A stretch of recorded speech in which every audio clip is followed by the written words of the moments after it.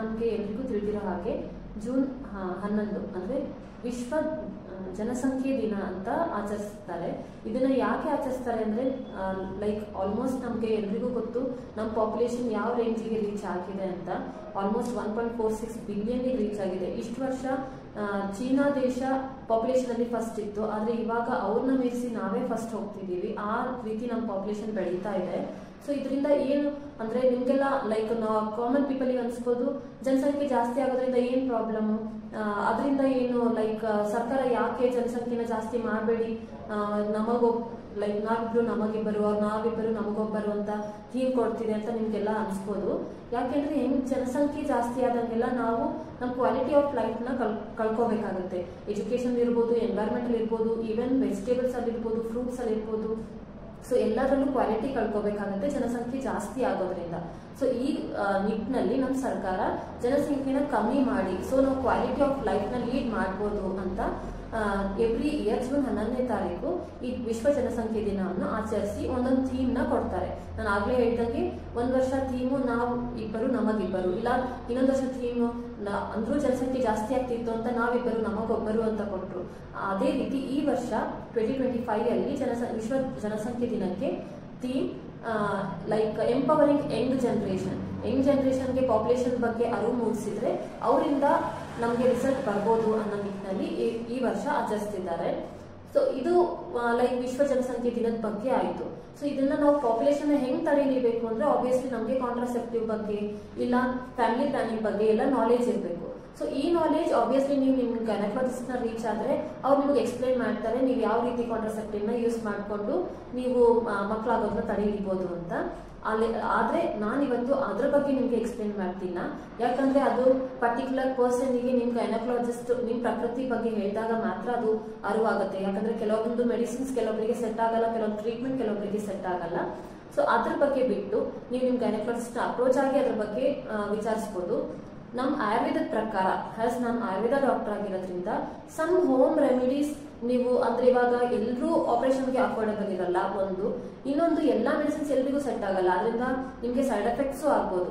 So ನಮ್ ಆಯುರ್ವೇದದಲ್ಲಿ ನಮ್ ಕ್ಲಾಸಿಕಲ್ ಪ್ರಕಾರ ಒಂದಿಷ್ಟು ಹೋಮ್ ರೆಮಿಡೀಸ್ ಹೇಳಿದ್ದಾರೆ, ಅದನ್ನ ನೀವು ಯೂಸ್ ಮಾಡ್ಕೊಂಡು ಲೈಕ್ ಕಾಂಟ್ರಾಸೆಪ್ಟಿವ್ ತರ ಯೂಸ್ ಮಾಡ್ಬೋದು, ಮಕ್ಕಳಾಗೋದನ್ನ ತಡೆ ಹಿಡಿಬಹುದು.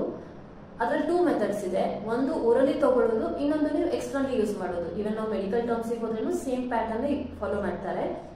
ಹೊರಗಡೆ ಯೂಸ್ ಮಾಡೋದು ಏನು ಅಂದ್ರೆ ಸ್ಪೆಷಲಿ ನಾನು ಹೇಳ್ತಿರೋದು ಹೆಣ್ಮಕ್ಳು ನೀವು ಸೇರೋಕ್ಕಿಂತ ಮುಂಚೆ ಇಂಟಿಮೆಸಿ ಮಾಡೋಕ್ಕಿಂತ ಮುಂಚೆ ರಾತ್ರಿ 100 ಗ್ರಾಮ್ ಸಾಸಿವೆ ಎಣ್ಣೆಯಲ್ಲಿ 10 ಗ್ರಾಮ್ ಸೈಂಧವ ಲವಣ ಅಂದ್ರೆ ಸೈಂಧವ ಉಪ್ಪು ಅಂತ ಹೇಳ್ತೀವಿ ನಾವು ಯೂಶಲಿ ಉಪವಾಸ ಮಾಡಿದಾಗ ಯೂಸ್ ಮಾಡೋ ಉಪ್ಪು, ಅದನ್ನ ಮಿಕ್ಸ್ ಮಾಡಿ ಒಂದು ಬಾಟ್ಲ್ ಅಲ್ಲಿ ಚೆನ್ನಾಗಿ ಲೈಕ್ ಶೇಕ್ ಮಾಡಿ ಚೆನ್ನಾಗಿ ಆಯಿಲ್ ಮತ್ತೆ ಉಪ್ಪು ಮಿಕ್ಸ್ ಮಾಡಿ ಇಟ್ಕೊಂಡು ರಾತ್ರಿ ಸೇರೋಕ್ಕಿಂತ ಮುಂಚೆ ನಿಮ್ ವೆಜೈನಾ ಪಾರ್ಟ್ ಅಲ್ಲಿ ಕಾಟನ್ ಇಂದ ಸ್ವಲ್ಪ ಇಂತಿಷ್ಟು ಒಳಗಡೆ ಅಪ್ಲೈ ಮಾಡ್ಕೊಂಡು ಮಾಡೋದ್ರಿಂದ ವೀರ್ಯಾಣುಗಳು ಏನಿರ್ತಾವೋ ಅದು ಅದನ್ನ ಆಕ್ಟಿವಿಟಿ ಮೊಬಿಲಿಟಿನ ಕಮ್ಮಿ ಮಾಡ್ಕೊಳ್ಳುತ್ತೆ. ಸೊ ಅದರದ್ದು ಮೊಟಾಲಿಟಿ ಕಮ್ಮಿ ಆಗೋದ್ರಿಂದ ಪ್ರೆಗ್ನೆನ್ಸಿ ಆಗಲ್ಲ. ಇದು ಎಕ್ಸ್ಟರ್ನಲಿ ಯೂಸಿಗೆ. ಇನ್ನು 2 ಟಿಪ್ಸ್ ನಾನು ಇಂಟರ್ನಲಿ ತಗೊಳ್ಳೋದು ಹೇಳ್ತೀನಿ. ನಾವು ಯೂಶಲಿ ಈ ಟಿಪ್ಪು ಕೂಡ ಹೆಣ್ಮಕ್ಳಿಗೆನೆ. ನಾವು ಯೂಶಲಿ ಪಪ್ಪಾಯ ಫ್ರೂಟ್ ಎಲ್ಲರೂ ತಿಂತೀವಿ, ಆದ್ರೆ ಅದ್ರ ಬೀಜಗಳನ್ನ ನಾವು ಎಸ್ಬಿಡ್ತೀವಿ ಅಲ್ವಾ. ಎಸೆಯೋ ಬದಲು ಆ ಬೀಜಗಳನ್ನೆಲ್ಲ ಶೇಖರಣೆ ಮಾಡಿಟ್ಕೊಂಡು ಚೆನ್ನಾಗಿ ಡ್ರೈ ಆದ್ಮೇಲೆ ಪೌಡರ್ ಮಾಡಿ ಒಂದು ಏರ್ ಟೈಟ್ ಬಾಟ್ಲ್ ಅಲ್ಲಿ ಶೇಖರಣೆ ಮಾಡಿ ಇಟ್ಕೊಳ್ಳಿ. ಈ ಪೌಡರ್ನ ಡೈಲಿ ನೈಟ್ ಮಲ್ಗೋಕಿನ ಮುಂಚೆ 1 ಗ್ಲಾಸ್ ವಾರ್ಮ್ ವಾಟರ್ ಉಗುರು ಬೆಚ್ಚಗೆ ನೀರಲ್ಲಿ 1 spoon of this powder papaya seeds powder ಏನ್ ಇಟ್ಕೊಂಡಿರ್ತೀರೋ ಆ ಸೀಡ್ಸ್ ಮಿಕ್ಸ್ ಮಾಡಿ ಕುಡಿಯೋದ್ರಿಂದ ಲೈಕ್ ಕನ್ಸೀವ್ ಆಗಲ್ಲ. ಇದು ಯಾವ ರೀತಿ ತಗೋಬೇಕು ಅಂದ್ರೆ ನಿಮ್ period cycle monthly cycle 5 days ಇರುತ್ತೆ. ಸೊ 5th ಡೇ ನೈಟ್ ಇಂದ ಸ್ಟಾರ್ಟ್ ಮಾಡಿ 21 ಡೇಸ್ ತಗೊಳ್ಳಿ. 5th ಡೇ ಇಂದ 21 ಡೇಸ್ ವರೆಗೂ ತಗೊಳ್ಳಿ. ಆಮೇಲೆ 21st ಡೇ ಇಂದ ಸ್ಟಾಪ್ ಮಾಡಿ. ಯೂಶಲಿ ನಾವು ಇವಾಗ normal like pills contraceptive pills ಹೆಂಗೆ ಯೂಸ್ ಮಾಡ್ತೀವೋ ಅದೇ ರೀತಿ 5th ಡೇ ಇಂದ 21 ಡೇಸ್ ಯೂಸ್ ಮಾಡಿ ಆಮೇಲೆ ಸ್ಟಾಪ್ ಮಾಡಿ. ಸ್ಟಾಪ್ ಮಾಡಿದ್ಮೇಲೆ ನಿಮ್ಗೆ 2 to 3 ಡೇಸ್ ಅಲ್ಲಿ ಪೀರಿಯಡ್ಸ್ ಬರುತ್ತೆ. ಸೊ ಪೀರಿಯಡ್ಸ್ ಬಂದಾದ್ಮೇಲೆ ನೀವು ಮತ್ತೆ ರುಟೀನ್ 4 ಡೇಸ್ ಆದ್ಮೇಲೆ ಮತ್ತೆ 5th ಡೇ ಇಂದ ಮತ್ತೆ ಸ್ಟಾರ್ಟ್ ಮಾಡಬೇಕು. ಇದು ಒಂದು ಫಾರ್ಮ್ ಆಫ್ ಪಪಾಯ ಸೀಡ್ಸ್.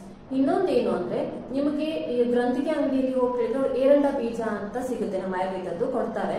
ಆ ಏರಂಡ ಬೀಜದ್ದು ಸೇಮ್ ನೀವು ಬೀಜ ತಂದು ಪೌಡರ್ ಮಾಡಿ ಇಟ್ಕೊಳ್ಳಿ. ಆದ್ರೆ ನೀವು ಪಪ್ಪಾಯ ಸೀಡ್ಸ್ ನ ವಾರ್ಮ್ ವಾಟರ್ ಜೊತೆ ತಗೋತಿದ್ರಿ, ನೀರ್ ಜೊತೆ ತಗೋತಿದ್ರಿ, ಅದ್ರಲ್ಲಿ ಎರಡ ಬೀಜ ಪೌಡರ್ ನ ದಿನ ರಾತ್ರಿ ಹಾಲ್ ಜೊತೆ, ವಾರ್ಮ್ ಹಾಲ್ ಜೊತೆ ಒಂದ್ ಗ್ಲಾಸ್ ಹಾಲಲ್ಲಿ 1 ಸ್ಪೂನ್ ಎರಡ ಬೀಜ ಪೌಡರ್ ನ ಮಿಕ್ಸ್ ಮಾಡ್ಕೊಂಡು ಸೇಮ್ 21 ಡೇಸ್ ಫಾಲೋ ಮಾಡ್ಬೇಕು. ನೀವು ಟ್ಯಾಬ್ಲೆಟ್ ಬದಲು ಇದನ್ನ ತಗೋಬೇಕು ಅಷ್ಟೇ. ನೈಟ್ 21 ಡೇಸ್ ತಗೊಂಡು ಮತ್ತೆ ಸ್ಟಾಪ್ ಮಾಡಿದ್ರೆ ಸೇಮ್ ಸೈಕಲ್ಸ್ ಬರುತ್ತೆ.